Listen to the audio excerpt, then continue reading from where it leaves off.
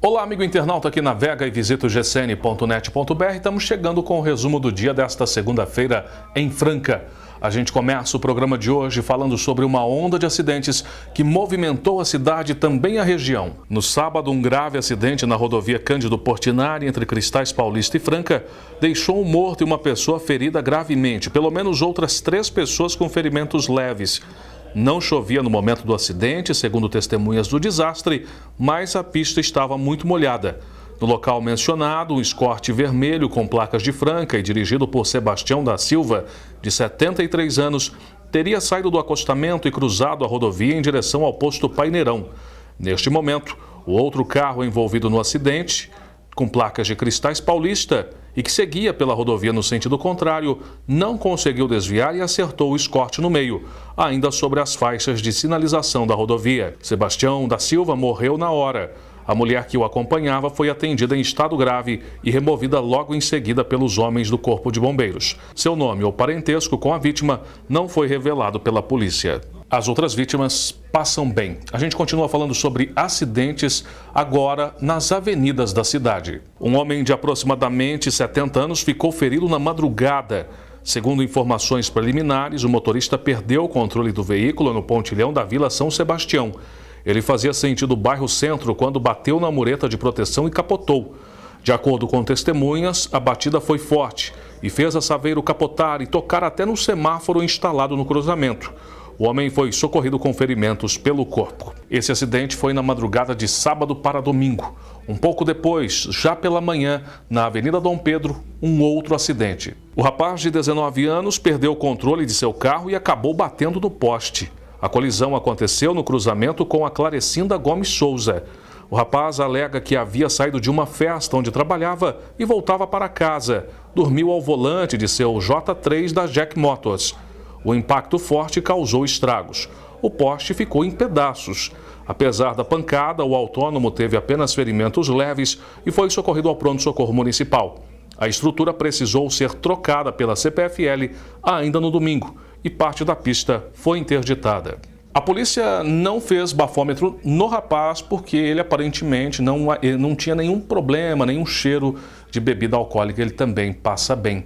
Na manhã desta segunda-feira, de novo, Ademar de Barros foi palco de acidente.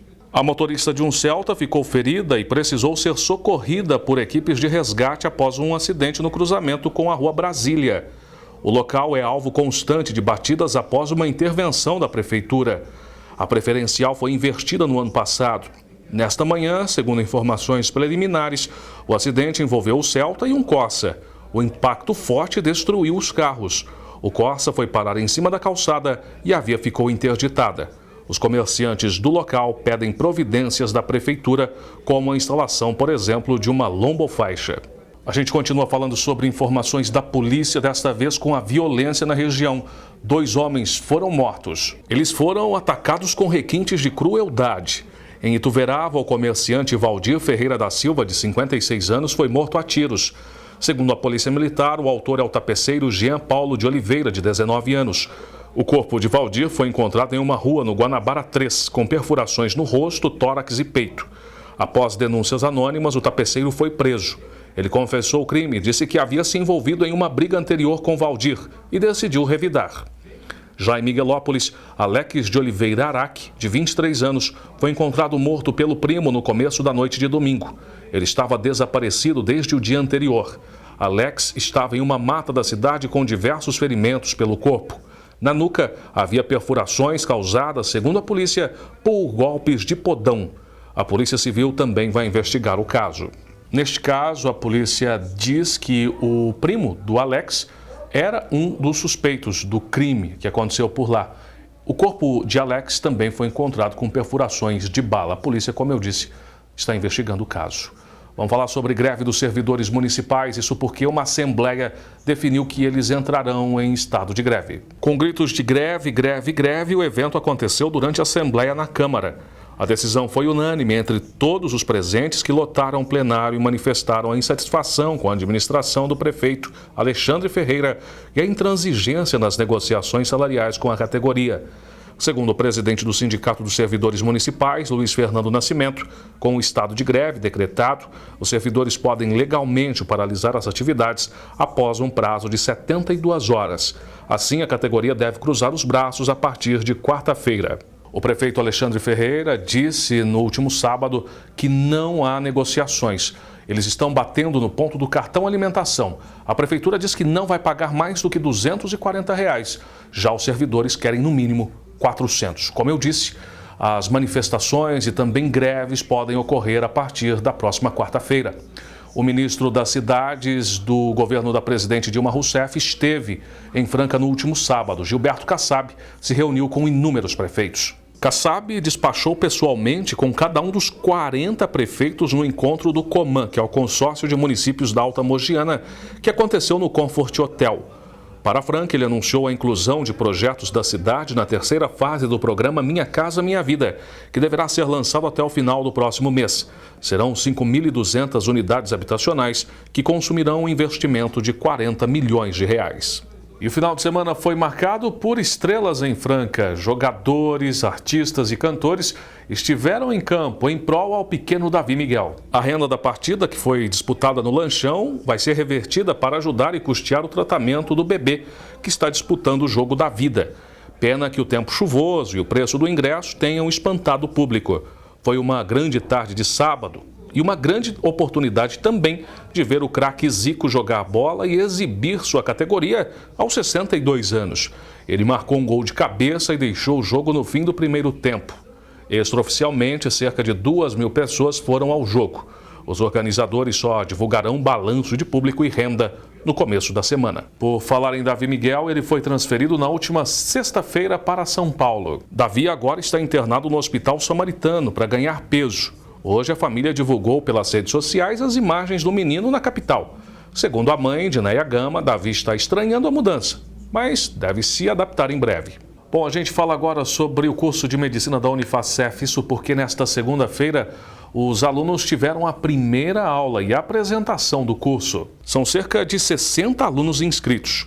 O evento teve a finalidade de reunir, além dos estudantes, seus familiares e corpo de educadores do novo projeto. O curso de medicina da Unifacef terá 12 semestres de duração e aulas em período integral.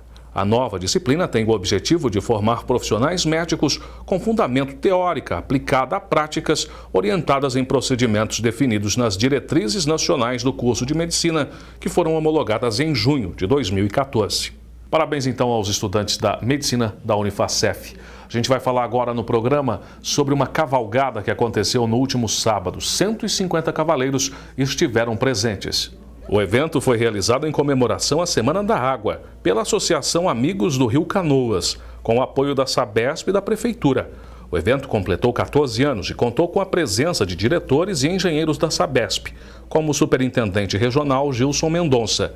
Prevista para começar às 9 horas, a cavalgada saiu com atraso de pouco mais de 1 hora e teve o trajeto alterado. Segundo o gerente distrital da companhia, Rui Engrácia Calus, a mudança ocorreu por motivos de segurança em razão da cheia do Rio Canoas, porém não alterou o ânimo dos participantes e o objetivo da iniciativa. Vamos falar de esportes agora no resumo do dia.